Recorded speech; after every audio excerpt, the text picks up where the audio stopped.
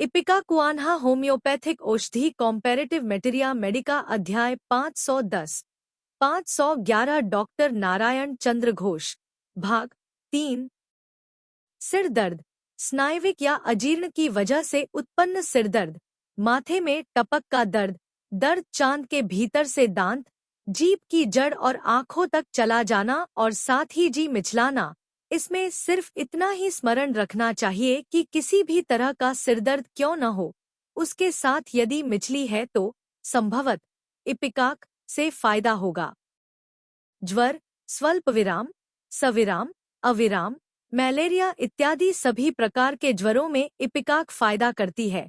कम ज्वर में किसी खास दवा का कोई लक्षण न रहे तो इपिकाक के प्रयोग से या तो ज्वर बिल्कुल जाता रहेगा, नहीं तो लक्षण स्पष्ट प्रकट हो जाएंगे, जिससे दवा के चुनाव में सहूलियत हो जाएगी।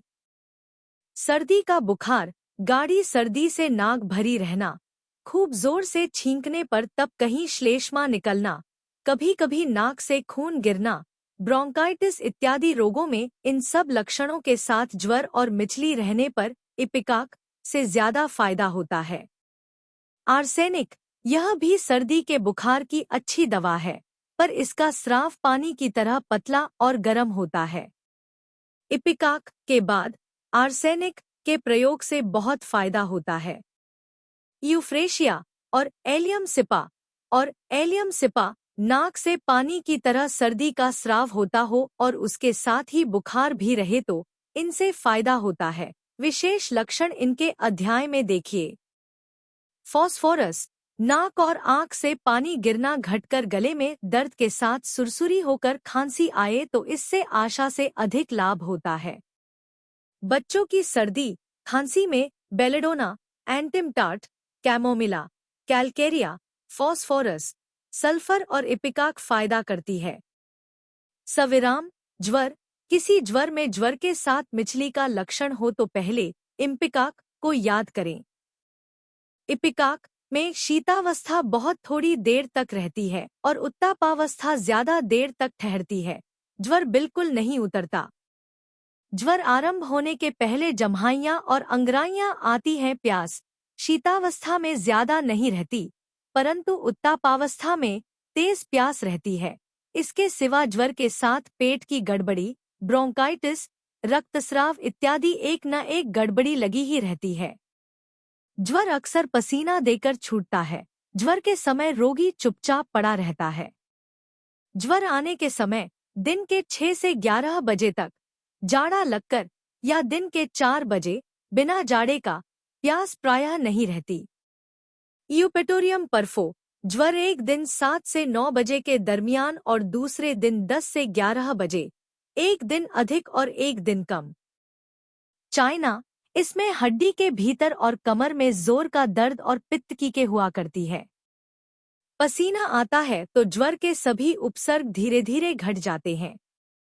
नेट्रम म्यूर, ज्वर का समय प्रायः 10 से 11 बजे, बहुत ज्यादा सिरदर्द। इसमें पसीना होने पर प्रायः सभी तकलीफें घट जाती हैं।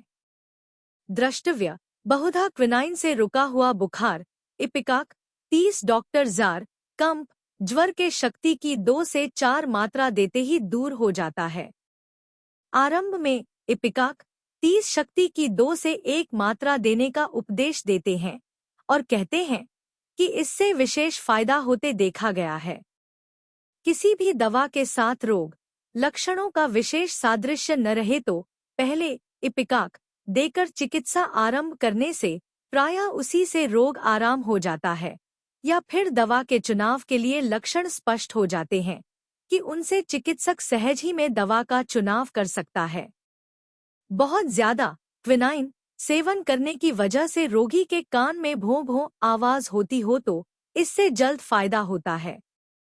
रक्तस्राव शरीर के चाहे किसी भी स्थान से हो, सहसा नाक, मुंह, फेफड़ा, मलद्वार, पाकस्थली और जरायु इत्यादि से रक्तस्राव होने पर सेबाइना, सिकेली, ट्रिलियम आदि दवाएं अधिक फायदा करती हैं, किंतु अगर रक्तस्राव के साथ मिचली और श्वास कष्ट रहे तो सब दवाओं की अपेक्षा इपिकाक ही ज्यादा लाभदायक है। Arnica, aconite, acid sulph, acid nitric, belladonna, china, crocus, crotalus, phosphorus, ferrum met, hamamelis, lachesis, platina, pulsatilla इत्यादि दवाएं भी रक्तस्राव महौषधियां हैं। इनके लक्षण विभिन्न अध्याय में देखिए। वृद्धि, छूने से, जाड़े के दिनों में, सूखी हवा से, उत्ताप से, वमन के बाद, खांसने पर, गरिष्ठ भोजन करने से, भोजन के बाद, क्विनाइन के अपव्यवहार से, ह्रास, विश्राम से, आंख बंद करने पर, ठंडा पानी पीने से, दबाने से। सदृश, एंटिमा क्रूड, कूप्रमेट। बाद की दवाएं antim tart, apis, ars, bell, bryo, cactus, calc, cuprum, podo, phos, sulph, verat, chamo, china. क्रियानाशक आर्निन, आर्स, चाइना, नक्स, टैबेकम।